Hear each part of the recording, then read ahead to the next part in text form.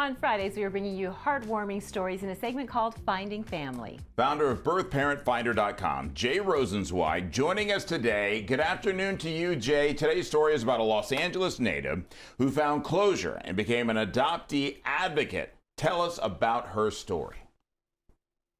Well, good afternoon, Lynette and Chris. My client is Nikole. She was born in 1981 in Los Angeles County. She was adopted and knew nothing about her birth mother other than the fact that the birth mother came from Belize, traveled to Los Angeles, and gave birth, and knew nothing else. And we could not solve this case without DNA. And through DNA, I was able to find a second cousin who connected us to a first cousin, who connected us to the birth mother, who I spoke with and provided me with all the necessary information that Nikole needed. And she did not want to reach out, but she did help us give Nikole closure in a way. This is really interesting to me because even though Nikole's mother did not want to meet her, Nikole did say that she did get that closure that you're talking about. So let's listen to her talk about why that is. I was pretty heartbroken. I mean, I think every adoptee has their ghost kingdom, what it's called, of what they want or what they think their birth family is going to be like. So the secondary rejection from that was very hard for me because I've been waiting my whole life for that moment.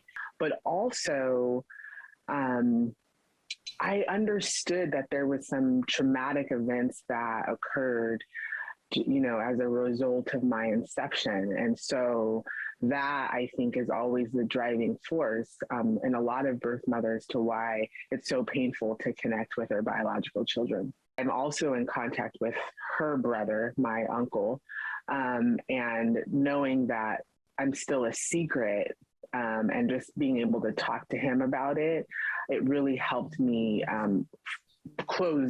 with some closure. Like, You really do have closure then. Yes, I do. That's the most important. And let me ask, what is the silver lining to all of this for you? I have a purpose here on this earth, and I think that adoptees are very special people. I think that any person that has been separated from their mother, that's a very specific type of wounding, and that wounding has changed my life. And so for me, it allows me some special powers, if you will, that I feel like I'm able to connect in ways and see things in certain ways. And so the silver lining is that we are all valid. We are all supposed to be here. And that I believe that I'm here for a purpose.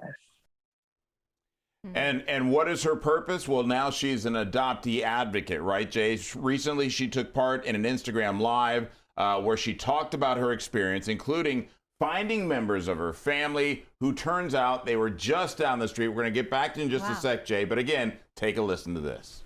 It was actually really serendipitous how it all happened because my biological cousin lives in San Francisco, and she literally worked or lived down the street from where I worked.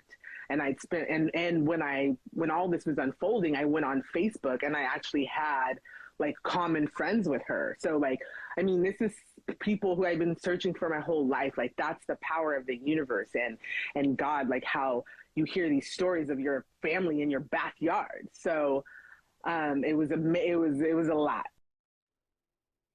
Wow, you know, I'm really interested in this, Jay, because she is so thoughtful in how she's handled this. You know, she's not negative at all. She really understands.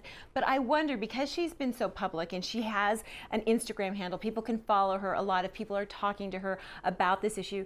Is there any chance, do you think, that her mom might change her mind as she maybe gets to know her through social media and watches from afar? What do you think?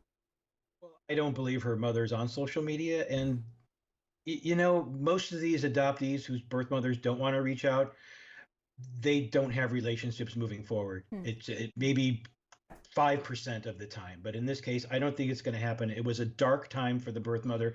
We don't know how the conception took place, but it was in Belize, and it could have been very bad.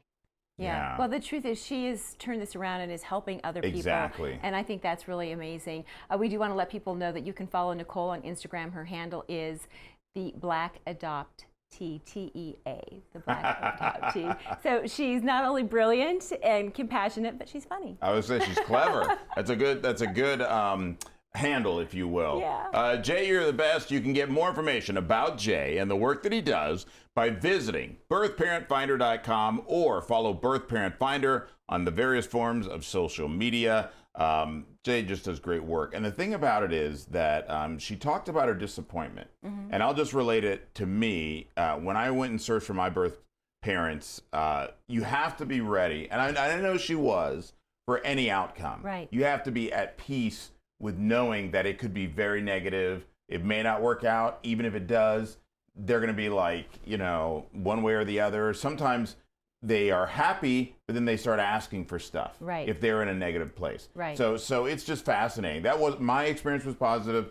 Hers was overall positive because she found closure. Maybe not what she might have expected or but, hoped you know, for. Yeah, you just have to. You can only control how you handle the situation, right? And she's Exactly. handling it in an amazing way. And helping other people, which is Absolutely. truly amazing.